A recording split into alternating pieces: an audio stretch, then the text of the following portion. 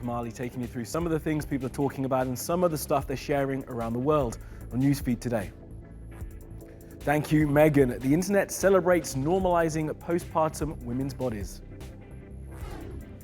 Drones monitoring radiation fallout in the most toxic zones of Chernobyl. How do you spell responsibility, and can someone please tell Australia? And a tale of two otters as we mark the passing of one and the arrival of another in Animals Doing Stuff.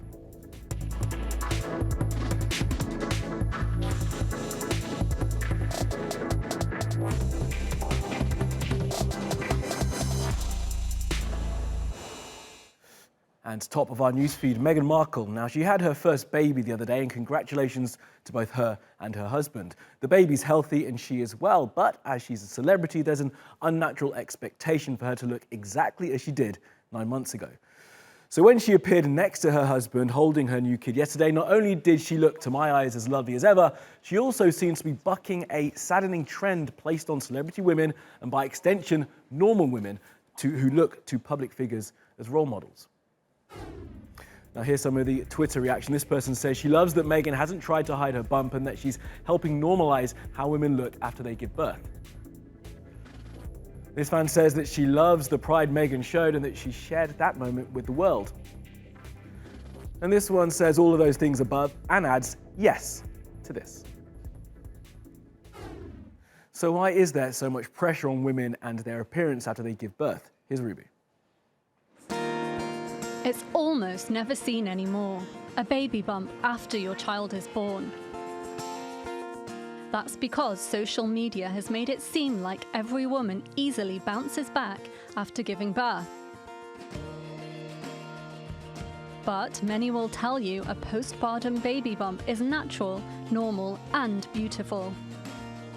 There's so much pressure for new moms. I mean, we feel the pressure to be a perfect parent. We feel the pressure to, get our pre-baby bodies back really quickly. We feel pressure, to provide, nourishment and support for our babies, and then put on this face that we're feeling great and everything's fine, even though, it's really tough.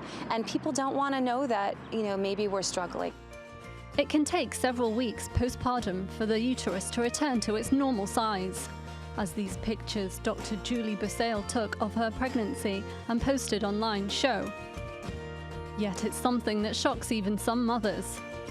I get congratulated all the time by people that I know saying, I hear you're pregnant, oh my God. This one woman who had babysat for us said, oh my gosh, I can't wait for number 4. And I thought, what is going on? So I asked around, and apparently I have a baby bump. And I am here to tell you that I do. I do have a baby bump. And I am, hold right up. I am not pregnant, but I have had 3 kids and there is a bump. From now on, ladies, I will have a bump. Experts say the pressure on new mums to fall back into the same routine as before their pregnancy is immense. I absolutely think there is a crisis with postpartum, and one of the biggest challenges is that we are not supporting pregnant people or their partners to stay outside of their work environment and actually be parents. We are not supporting connection. We are not supporting relationship. And the pressure of parenting does not need the added pressure placed on it by unrealistic beauty standards coming from social media. These mothers have some sensible advice for new mums. Just give her body all the time and rest that she possibly needs, because it'll make her just a better mom. And just to piggyback on what Marina said, because she pretty much said it all, just be easy on yourself, because you didn't just give birth overnight and you're going to go back to your old body and self. You're a new woman now, and so just be easy on yourself. So let's hope Meghan, the Duchess of Sussex, has set a new and more realistic standard for how a woman looks a couple of days after having a baby.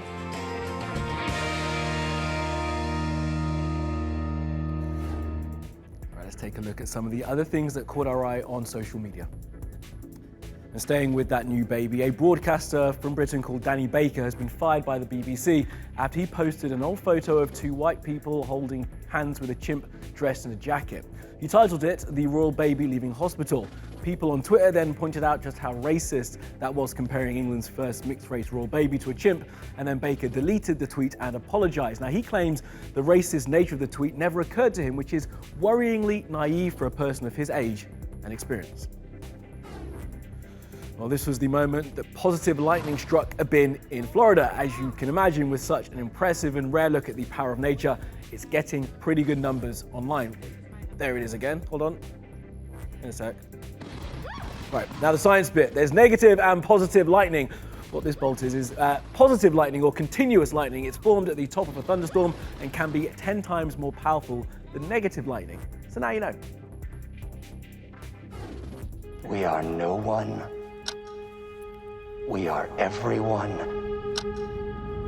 And we are invisible. We convinced ourselves that they were gone, but they were just hibernating. And the trailer for the new HBO series of Watchmen is out. It's been viewed millions of times already. It comes 10 years after the movie adaptation of the graphic novel. That was directed by Zack Snyder and was terrible. The film was disowned by one of the guys who wrote the novel, Alan Moore. Now, the other guy who wrote it, Dave Gibbons, likes the Snyder version and has tweeted out the trailer for the coming TV series.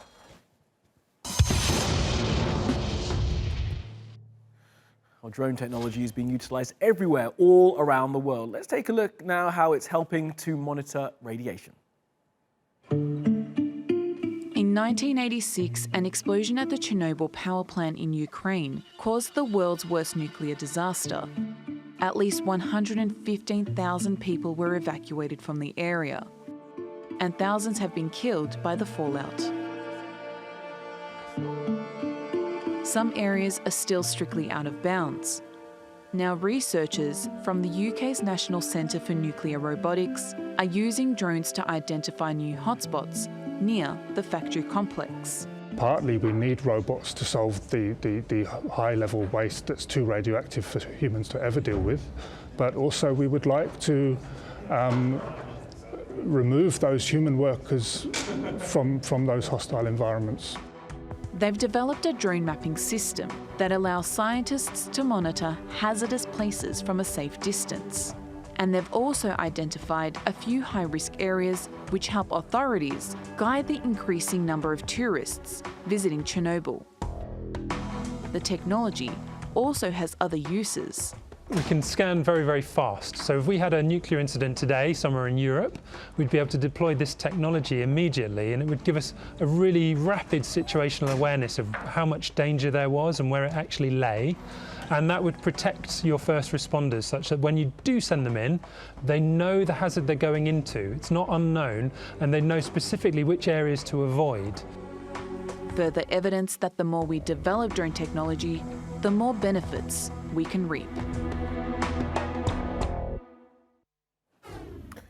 Now, the hashtag Caravan to Canada has been trending in the United States, as people have been documenting their journey across the border to buy cheaper medication for very treatable illnesses.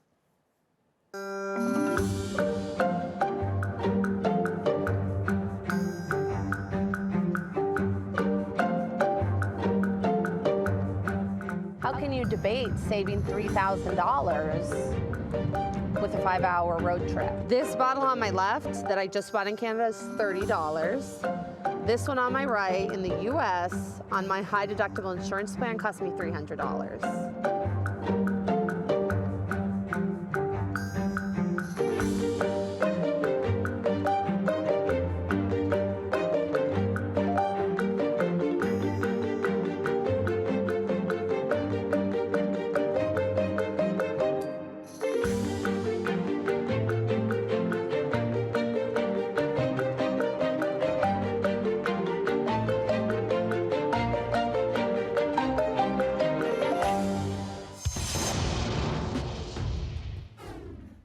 Staying in North America, there's been an increase in attacks against Muslims in the US, so an app has been launched to make reporting of the incidents easier.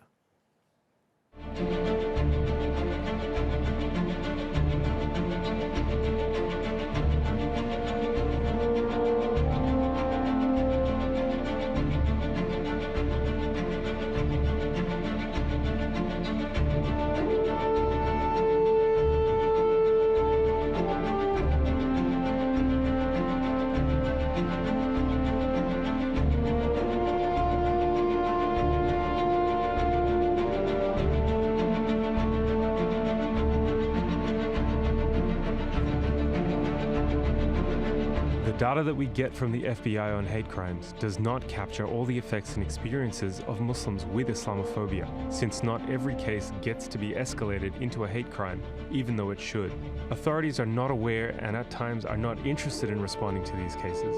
Data drives policy, and in the long run, the app will make it possible for us to document Islamophobia and have a systematic way to view the problem.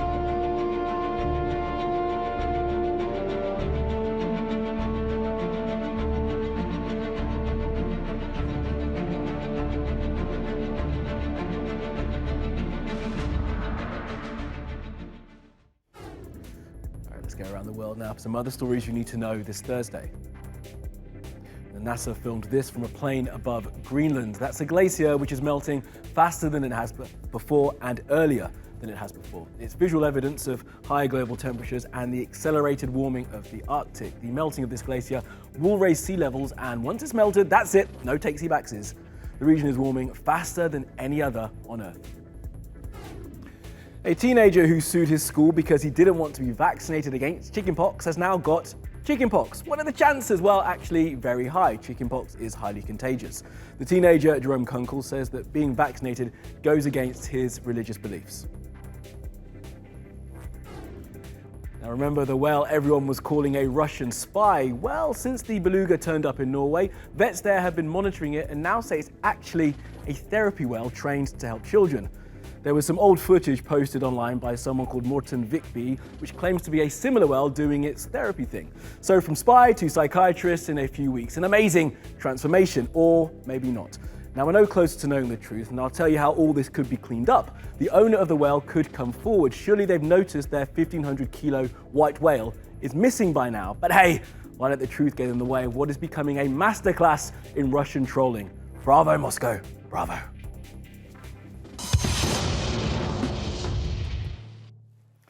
Now, we all make the odd mistake. Hey, no one's perfect, but this boo-boo by someone who works for the Royal Australian Mint really needs to take responsibility for the mistake.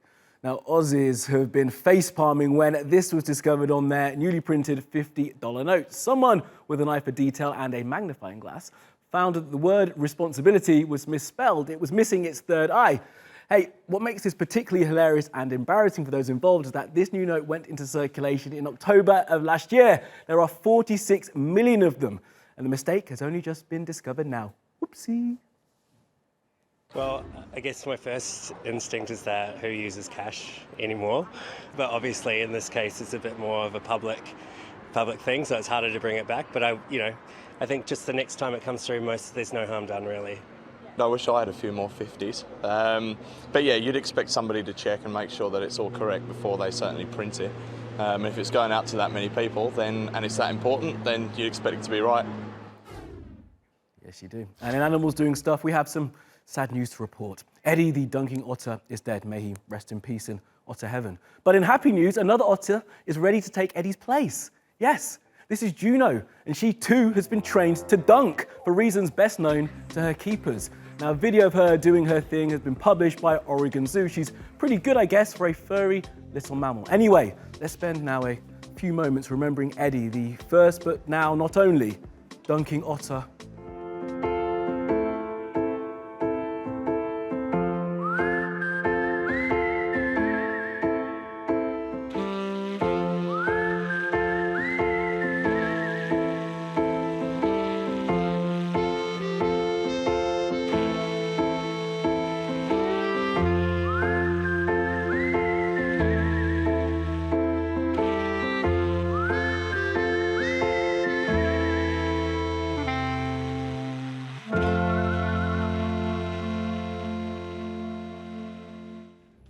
We're going to miss you, Eddie. That's all from the Newsfeed team. Reach out to me with your questions, comments, complaints, and suggestions. I'm at Kamali Melbourne. You'll find us 24/7 on YouTube. Make sure you subscribe to our channel.